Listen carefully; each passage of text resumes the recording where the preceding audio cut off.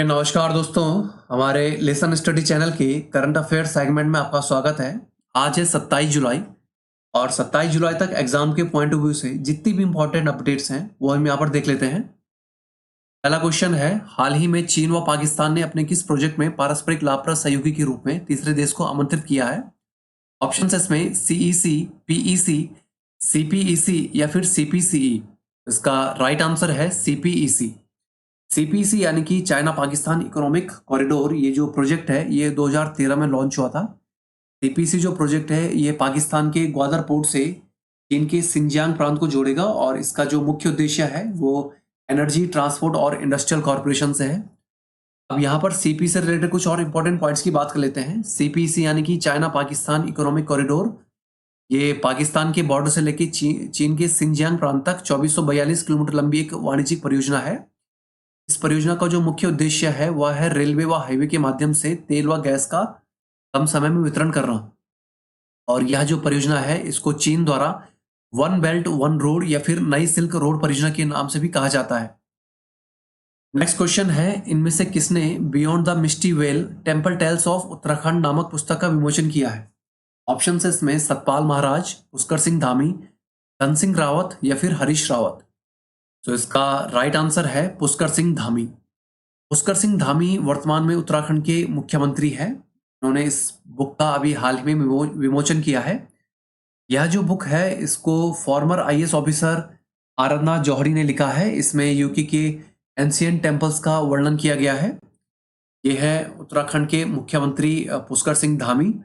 अब हाल ही में प्रकाशित कुछ प्रमुख पुस्तकों के बारे में बात कर लेते हैं। अभी फैजल फारूकी द्वारा Dilip Kumar in the shadow of legend पुस्तक रिलीज की गई। विश्वनाथ आनंद के संस्मरण माइंड मास्टर का नया संस्करण अभी हाल ही में रिलीज हुआ है। हरियाणा के मुख्यमंत्री ने हाल ही में सोनू फोगाट की पुस्तक अष्टांग योग का विमोचन किया है। विमल जालान की द इंडिया स्टोरी शीर्षक नाम से नई किताब रिलीज हुई है। नेक्स्ट क्वेश्चन है, प्रधानमंत्री नरेंद्र मोदी इसी महीने 30 जुलाई को इस स्थान पर एनटीपीसी द्वारा स्थापित 100 मेगावाट के फ्लोटिंग सोलर प्रोजेक्ट को देश को समर्पित करेंगे? इसमें ऑप्शंस हैं तमिलनाडु, तेलंगाना, केरल या फिर कर्नाटक। तो इसका राइट आंसर है तेलंगाना।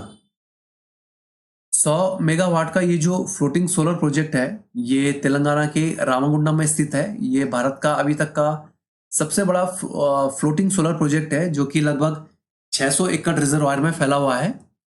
ये आप देख सकते हैं यहाँ पर एनटीपीसी द्वारा स्थापित ये फ्लोटिंग सोलर प्रोजेक्ट। अब यहाँ पर तेलंगाना की अगर हम बात करें तो तेलंगाना की जो राजधानी है वो हैदराबाद है।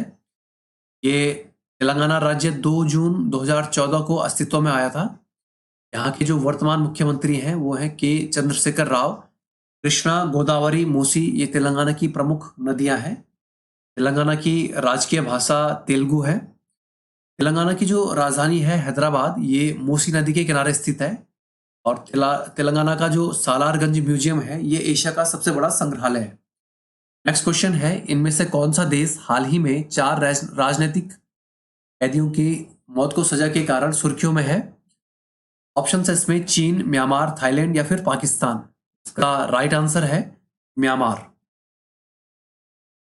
म्यांमार में हुए हाल ही में इस पॉलिटिकल प्रिजनर एग्जीक्यूशन से वाइड स्प्रेड आउटरीच फैल गया है। इसमें दुनिया भर की सरकारों ने इसकी निंदा भी की है। अब यहाँ पर अगर म्यांमार की बात करें तो म्यांमार को पहले बर्मा के नाम से जाना जाता था। 1948 से 2005 तक म्यांमार की राजधानी यांगून या फिर रंगून थी। अब 2005 से यहाँ की राजधानी नाईपीड़ा है। यहाँ की मुद्रा क्यात है। यहाँ की जो आधिकारिक भाषा है वह बर्मी है। इस देश में सबसे ज्यादा बौद्ध धर्म के लोगों की जनसंख्या है। नेक्स्ट क्वेश्चन है, हाल ही में किसने बीएससी प्रमुख पद से इस्तीफा दिया है? ऑप्शन है इसमें आशीष कुमार चौहान, नरेंद्र दत्त, भूषण जैन या फिर आलोक कुमार। तो इसका राइट आंसर है आशीष कुमार चौहान। बीएससी यानी कि बॉम्बे स्टॉक एक्सचेंज। अब एनएसई यानी कि नेशनल स्टॉक एक्सचेंज में इनके अपॉइंटमेंट के बाद इन्होंने बीएससी से अपना इस्तीफा दिया है। ये एनएसई के साथ पहले भी जुड़े थे। ये है आशीष कुमार चौहान। अब यहाँ पर भारतीय शेयर मार्केट से रिलेटेड कुछ इंपॉर्टेंट पॉइंट्स की अगर हम बात करें तो भारत में सबसे पहले बॉम्बे स्टॉक एक्सचेंज 1875 में स्थापित किया गया था। बॉम्बे स्टॉक एक्सचेंज का जो मुख्यालय है ये मुंबई में है और इसमें कुल 5 अभी सूचकांक हैं। अगर शेयर मार्केट से रिलेटेड कुछ इंपॉर्टेंट टर्म्स की बात करें तो IPO, SEBI, NSC, blue chip, ये सभी शेयर मार्केट से रिलेटेड इंपॉर्टेंट टर्म्स हैं जो कई कई बार पूछे भी जाते हैं। भारत में नेशनल स्टॉक एक्सचेंज की स्थापना 1982 में हुई थी और ये जो सेबी है इसकी स्थापना 12 अप्रैल 1992 को हुई थी।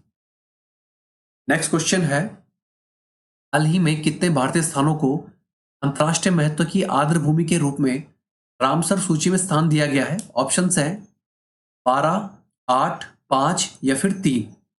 तो इसका राइट आंसर है 5। 5 स्थानों को भी हाल ही में रामसर सूची में स्थान दिया गया है। इन 5 साइटों में से 3 तमिलनाडु में है और एक साइट मिजोरम और मध्य प्रदेश में है। इससे पहले भारत में रामसर साइटों की जो संख्या थी वो 49 थी। अब इन साइट को मिलाकर भारत में रामसर साइटों की जो कुल संख्या है वो 54 हो चुकी है। अब यहाँ पर रामसर संधि के बारे में कुछ इंपॉर्टेंट पॉइंट्स की बात कर लेते हैं। रामसर संधि, रामसर ईरान का एक शहर है जहां 2 फरवरी 1971 को आर्द्र भूमि के संरक्षण व इसके प्रबंधन के लिए एक अंतर्राष्ट्रीय संधि पर हस्ताक्षर किए गए थे। यह जो समझौता है यह 21 दिसंबर 1975 से प्रभाव में आया।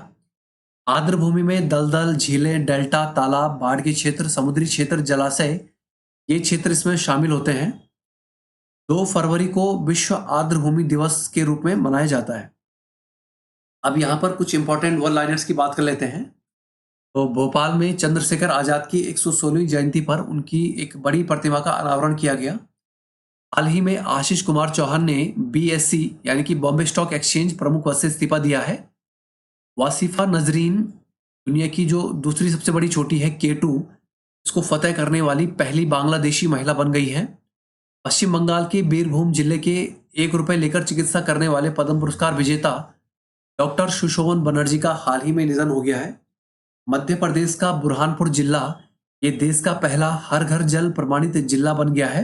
हाल ही में भारत के 5 स्थानों को अंतर्राष्ट्रीय महत्व की आर्द्र भूमि के रूप में रामसर सूची में स्थान मिला है।